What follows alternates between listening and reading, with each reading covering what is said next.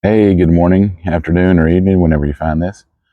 Um, Wanted to continue on with the virtual machine and how we expend our energy in the virtual machine idea. Because if we're just us and that is what is here, what is causing us to have energy or not energy?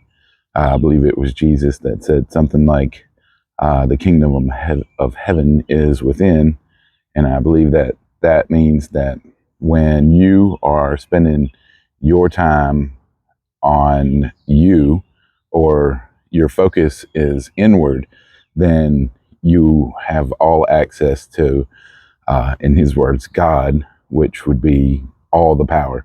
So I know for myself, I expend energy outside looking for answers or going places or working out or um, like I like to spend a lot of time with my plants.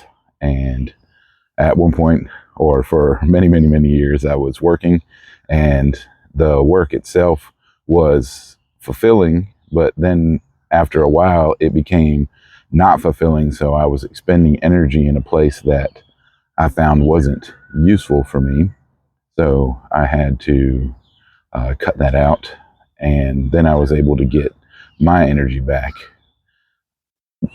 So I believe that there is an infinite amount of energy, but how we allocate it is it's up to us, really. And sometimes there are a lot of external factors that want our energy and our frequency and whatnot. So in the virtual machine, or just like even on your phone, when you're running one app and you're using it, but you have 10 other apps in the background, they're pulling on power that you don't even realize they're pulling on.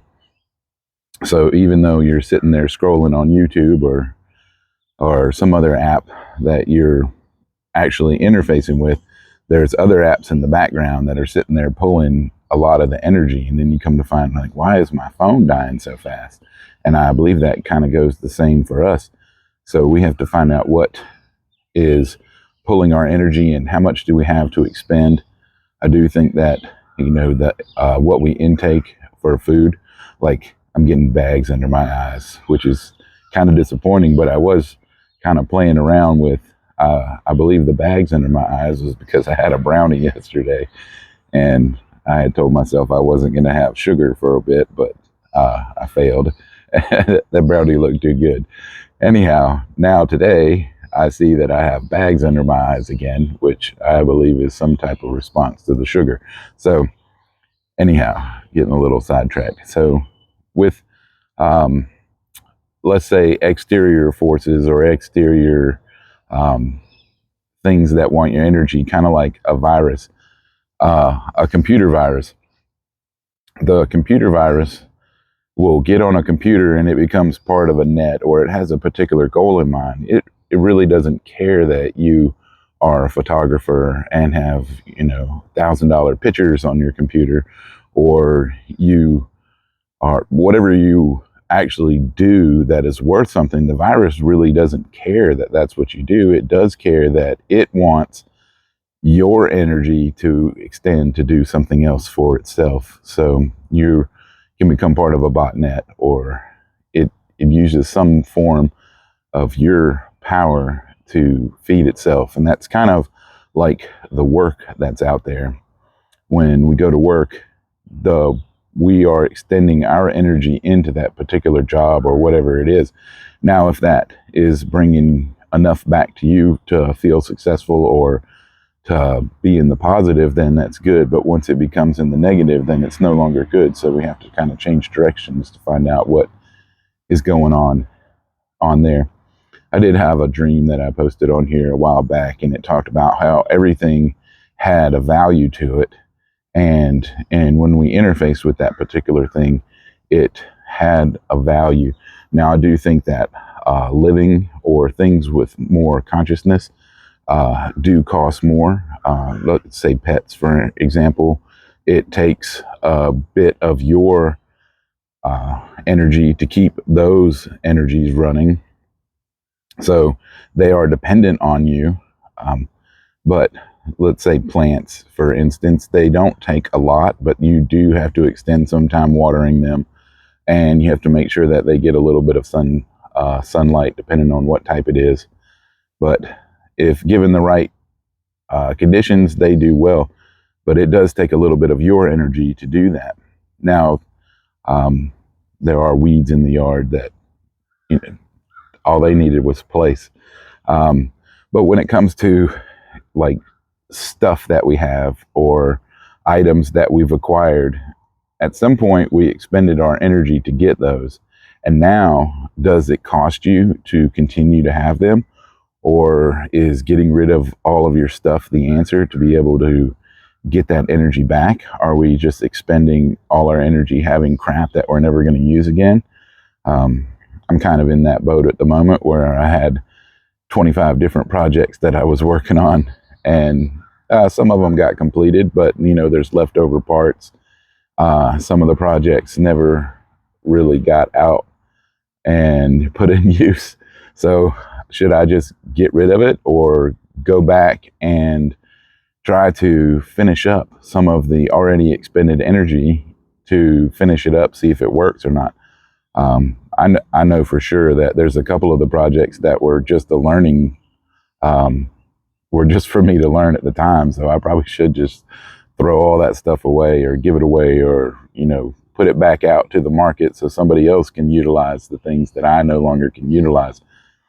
So just a thought on where does our energy go, and how do we maintain enough for us to operate and feel like we are in the positive? Because I'm talking to a lot of people out there that just, we just people that you run into and you can tell that they have no energy left. They don't have anything left.